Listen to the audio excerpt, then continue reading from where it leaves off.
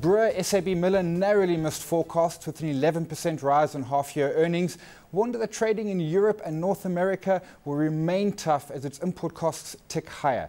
Adjusted earnings per share came in at 103.3 US cents, while an interim dividend of 21.5 cents was declared, up 10%. SAB's got a market cap of 479 billion rand, a price earnings of 20 and a dividend yield of 2.1. Chris, they missed expectations marginally, but I think we can forgive them that. It was a fairly narrow miss. What we're undoubtedly seeing here is two halves of SABMiller. The emerging market half doing great. The emerged market half, frankly, I think they want to sell it to somebody. Yeah, although there were parts of the emerging market side, like in Europe, for example, it's mainly emerging Europe here, that was pretty lackluster as well. I mean, you take a country like Romania, for example, 2-3 years ago, that really was pumping. I mean, I was there back in August, and I struggled to even find some of the Ursus beer that, this is the big seller there. But yeah, so they struggled a bit in Europe, but you're right. When it came to Latin America, that was a superb performance. And Africa itself, which is the great unsung hero of SABMiller, you rarely see any media commentary down here on the African operations. 23% up, and coming off a relatively high base over the past few years. So, yeah, the States, that's the big question mark over that one. A lot of people asking, are they going to remain in the US? Of course they are. I mean, it's the biggest profit pool in the world. But I think, with the US economy starting to gain a little bit of traction, maybe next year we'll see a bit more out of Miller. And don't we also get, we can see this with other companies, Coca-Cola, McDonald's and the like, where the US is almost like your base. That gives you your first X billion profit. You're not going to grow it by much. If you get a 1 or 2%, you're doing great. That's your base. Then you go and find the exciting stuff elsewhere. Yeah, I mean, look, what they've been doing in the past few years in the US with that Miller Coors joint venture has been cutting costs, and they're very close to that $750 million that they were looking to actually get under their belt. And yeah, so as Wendy Lucas-Bull from First National said a few years ago, any fool can cut costs. It takes someone with vision to grow the top line. That's a little bit unfair in a Miller sense, in an idiom in the US, because the economy is just so against them. That's why I say I think next year maybe it will allow them some leeway to actually do a bit of growing. Maciek, let's bring you in here. Chris mentioned Africa. I mean, certainly, excuse me, we know Africa. We look at the other stocks, the retailers, the banks, etc., the telecom companies, they're all interested in Africa. The brewers really are in Africa, and hotly contested across the 50-odd countries. Yes, Simon, that's certainly the case. We have actually quite a difficult situation because the three main groups, SABMiller / Castell, Heineken and Diageo, are in Africa, and they have been in Africa for the last few decades. So the base is here, but for a long period of time there actually hasn't been much growth, simply because real GDP income growth was very volatile. You had civil war, huge inflation. So Africa is very important to all of the three major groups, but you will actually find that their contribution to global profits of the multinationals is actually quite small. If I remember correctly, it's about only 10% of SABMiller's contribution, both on the top line and bottom line. So it's still quite small, but that's where the upside, the growth potential is going to be. Is there a lot of, you mentioned the three big ones, is there a lot more little competition in the different states, around Africa and the like? I would imagine, we don't really have it in South Africa. We're an SAB country pretty much through and through. Is there generally a dominant player in each territory? Well, I'm assuming that Brand House is not going to... Brand House is not listening. Not going to send you a package for Christmas. There were a few and far between. If you go back to the early 1990s, you will find that there were lots of independent brewers, typically government-owned, government-run. As part of previous nationalization policies, you had some independent guys who basically started, who saw the opportunity and started up and about. But over the last 2 decades, you've seen huge consolidation. SAB has been buying assets in countries such as Uganda, Tanzania, Zambia, which was part of a privatization campaign. You've seen sort of recent purchase of Heineken, which bought sort of the last remaining substantial independent brewer in Nigeria. And then in Ethiopia, there was a bidding round of government breweries. Heineken snapped up 2, Diageo snapped up 1, and SABMiller is already there with Castell. So the market has suddenly been revitalized with all three major players being in that market. Coming back, I mean, Chris, consolidation, SAB's been doing it since '99 when they went off to London, and that brings me to Australia and Foster's, and my immediate thought is that's the emerging world that's giving them a tough time. Why are they all spending 10 billion in what surely is a mature beer market? It is a mature beer market. I mean, you've got Foster's with about 49% of the market. You've got the old Lion Nathan now called Kirin at about 40% or thereabouts. So the two of them largely dominate the market. But I think we've also got to understand that although Australia is a developed market, it's got a lot of developing market characteristics about it. You know, you've got an increasing birth rate, for example.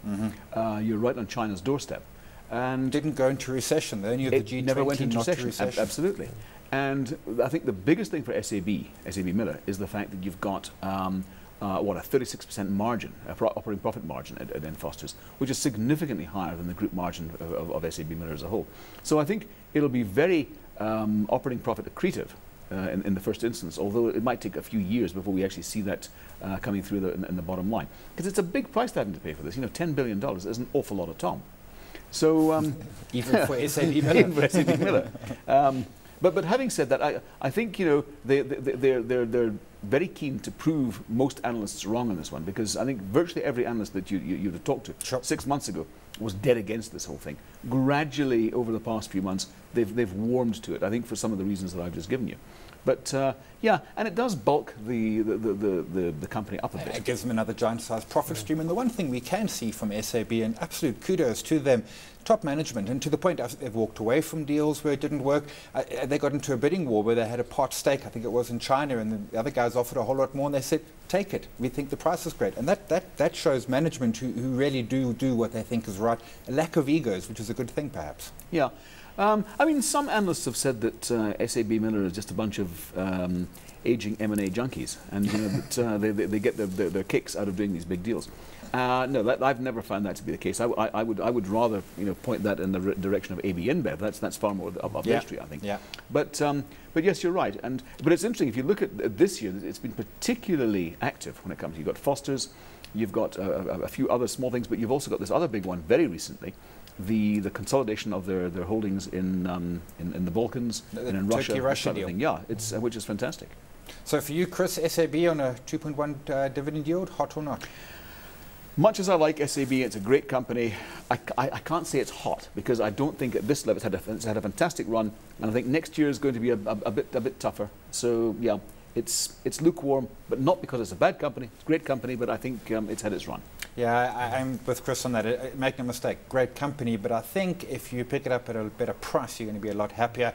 As Adrian Seville says, it might be a great company, but is it a great price? I think this is a top price, and therefore perhaps you will leave it as a not so hot. So moving on broadly into the continent, earlier this month, SABMiller's Zimbabwean unit posted a 46% increase in earnings to the half-year September, driven by strong beverage sales growth as the country's economy continues to recover. Delta Corporation, which is 30% owned by SABMiller, reported basic earnings per share of just under $2.50 US. Maciek, let's come to you first. I think people think Zimbabwe and they think, oh, nothing happening there. Everyone I speak to who comes back from Zimbabwe, and we were chatting before we came on air, is saying this place is happening in spite of government, and we're seeing it from numbers out of Delta. They're performing well, they're doing the business, they're making things happen.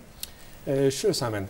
What we've seen is that Delta keeps surprising on the upside, and the question is, when is this going to stop? Because you cannot keep growing at 50% per annum forever. Obviously, that's quite certain. I'm sure as shareholders they would like to grow it, but I think the issue is what has happened. What is the state of the Zimbabwean economy?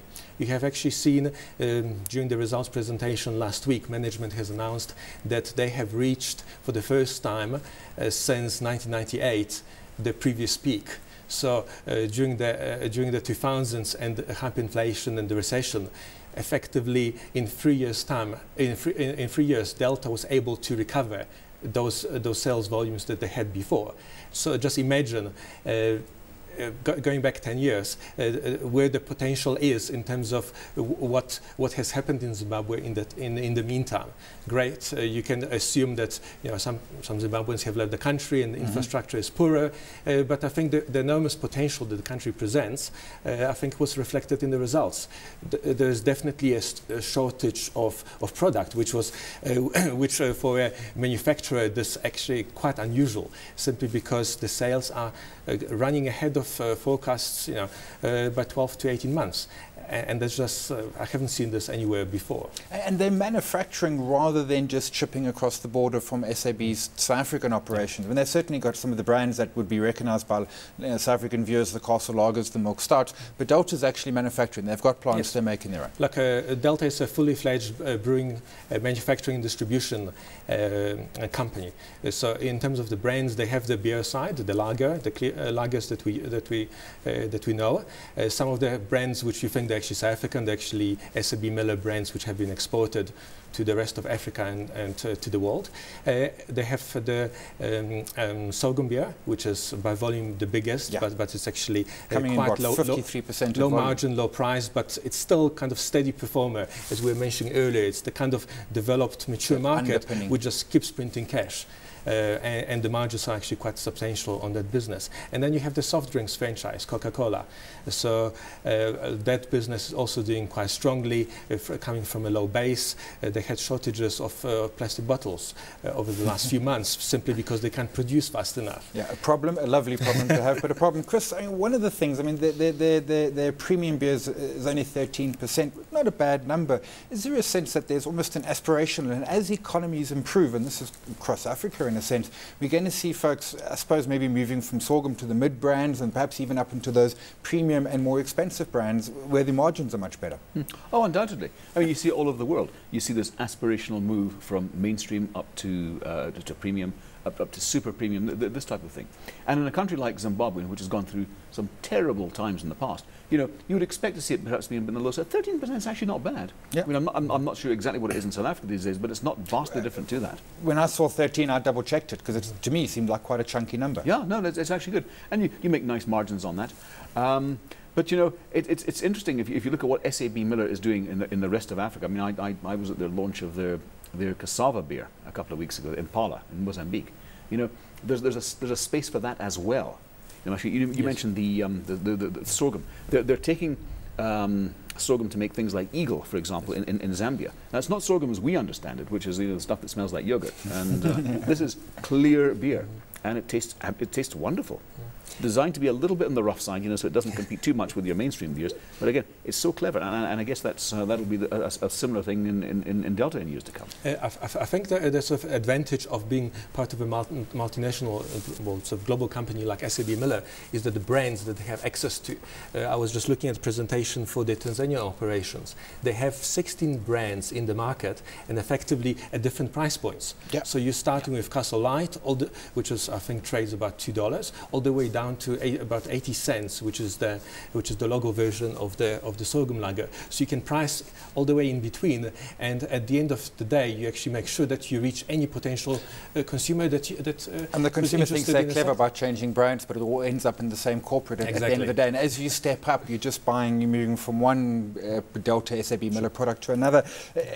They're talking. You mentioned that they had the problems with the soft drinks in terms of the PET bottles. They've got that new production up and going. They're also bringing more packaging lines on. They really are growing their Zimbabwean operations. I mean, they're saying we're growing at 50%, and as you said, that's not sustainable forever, but certainly they're beefing up their capacity underneath it. Sure. Delta came, after a decade of very poor maintenance and inability to actually maintain the operations.